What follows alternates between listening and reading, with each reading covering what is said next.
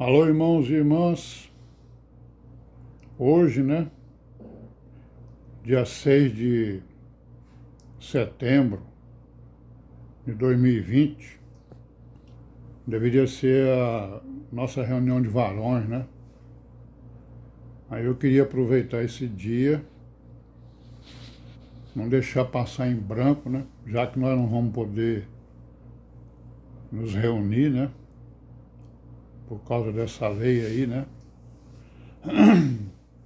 E não só por causa da lei, mas por causa da nossa consciência, né? Porque uma boa parte da nossa congregação pertence aí aos grupos de risco, né? E nós não vamos entrar nessa de arriscar, né?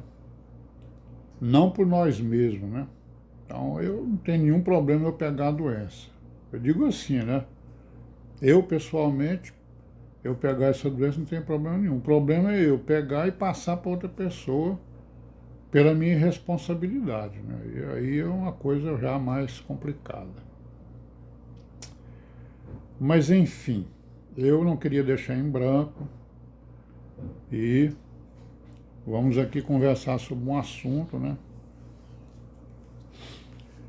Não é isso? Um assunto que, na verdade, ele está ligado a tudo isso que eu venho conversando com todos nós, todos os dias, né? Desde o dia 26 de março, se não me engano.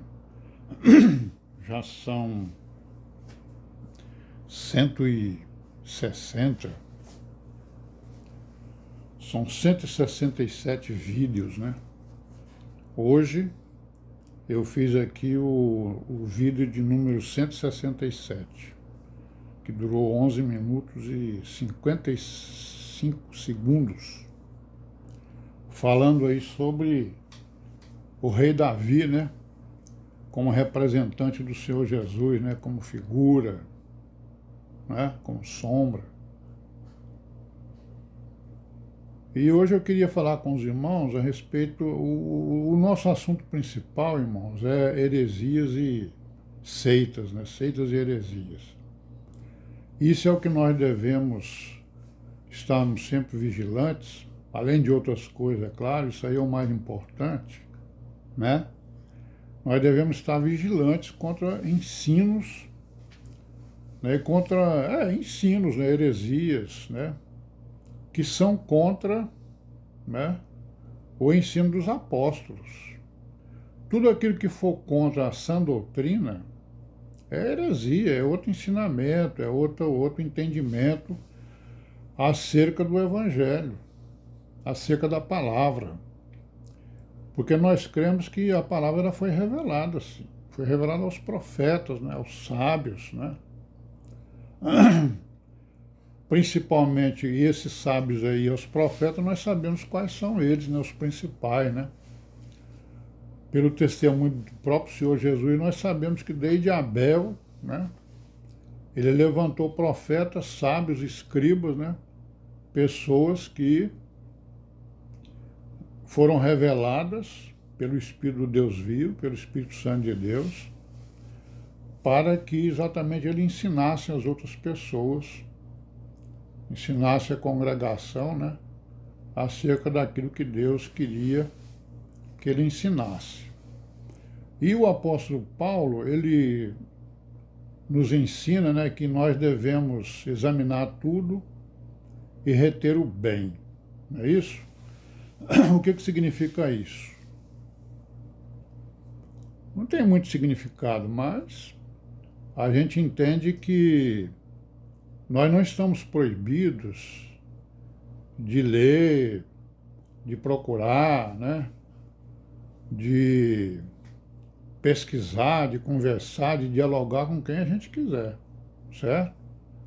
Não existe essa proibição.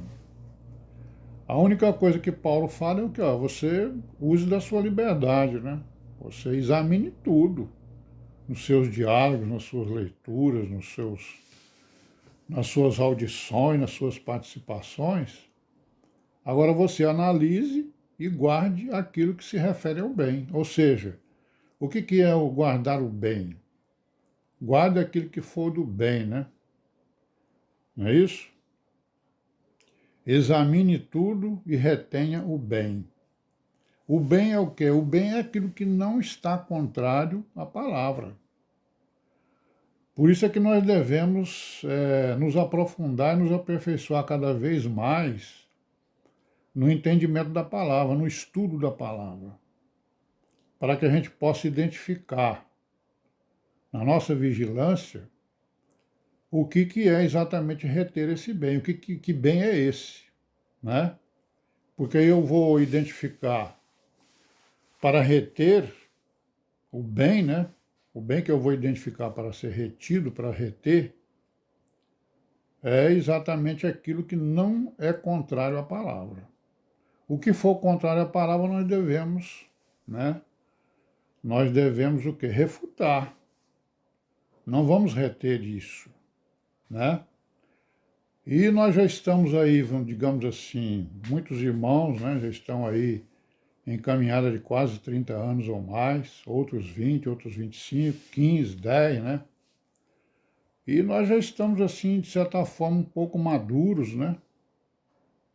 Se não totalmente maduros, talvez, para a gente saber exatamente o que é reter o bem, o que é o bem, né? Não é isso? Porque é exatamente isso que eu estou tentando fazer nessas meditações, né?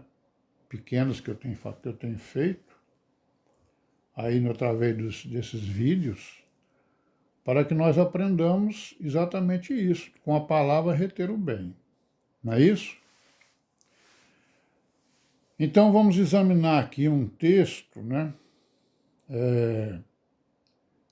Que a gente às vezes vê por aí, né? E que fala algumas coisas que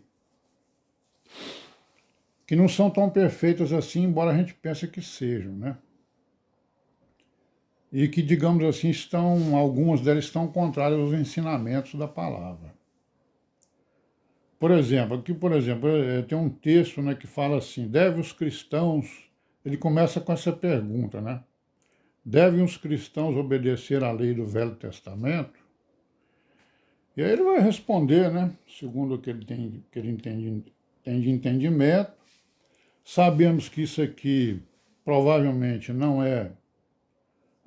pode ser um membro da igreja, pode ser um religioso aí, que a gente vê sempre por aí escrevendo coisas a respeito da igreja, né?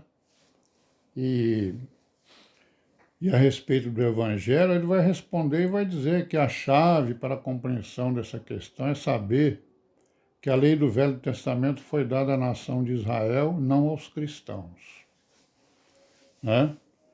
Algumas das leis visavam o conhecimento por parte do israelita, obedecer a Deus, os 10 mandamentos, por exemplo. Alguns deles, enfim, ele chega à conclusão, né, se a gente for ler tudo isso, tudo aquilo que ele falou, ele chega à conclusão que quando Jesus morreu na cruz, né, morreu lá no madeiro, ele aboliu a lei do Velho Testamento. Romanos 10, 14, ele cita, né? Romanos 10, 14, Gálatas 3, Efésios 2, 15. Né? Então, aí eu pergunto, né? Ele pergunta lá, foi ou não foi? Né? A pergunta dele é o quê? Devem os cristãos obedecer à lei do Velho Testamento? Aí eu pergunto o quê? Jesus Cristo aboliu a lei eterna? O que foi mesmo que ele aboliu? Ele disse mesmo que aboliu alguma coisa na lei? Porque eu não vi, não tem ele falando isso nas escrituras, né? Embora Paulo fala aí aos Gálatas, aos Efésios, aos Romanos, dizendo que foi abolido, né? Mas o Senhor Jesus, em momento nenhum, ele falou que foi abolido. Ele disse que veio cumprir. Eu não vim abolir a lei, eu vim cumprir a lei, né? E nós sabemos que a lei, né, a lei de Moisés, a lei do Velho Testamento, ela tem duas partes. Ela tem uma parte que se refere à lei moral e ética. E a outra parte que é a lei de adoração, né? A lei da carne, que são as figuras do Novo Testamento, né? Figuras não, sombras, que é o que? A Páscoa, né? É um monte de coisa que tem lá. Tem a Páscoa, tem o Pentecoste, tem os tabernáculos, né? Tem várias coisas, tem as abluções, né? Enfim, muitas coisas, né? Que falam exatamente da lei de adoração, né? Os ritos, né, que tinha no templo, o local, né? Os sacerdotes, toda aquela todo aquele conjunto de sacerdotes, né, da tribo de Levi, que eram os executores de todos os rituais que existiam para que o povo de Israel adorasse o Senhor segundo aqueles rituais. Mas a lei moral e a lei ética, Jesus Cristo veio e aboliu? Não, isso não existe. Jesus não aboliu a lei moral e ética. Como assim que ele aboliu? Né? Então nós vamos ver isso aqui. Eu vou tentar fazer aqui né, uns 3 ou 4 vídeos desse para a gente ler alguns textos para vermos o que foi que Jesus aboliu, se realmente ele aboliu e o que foi que ele fez. Amém? Daqui a pouco eu volto de novo, viu? Amém. Paz, viu?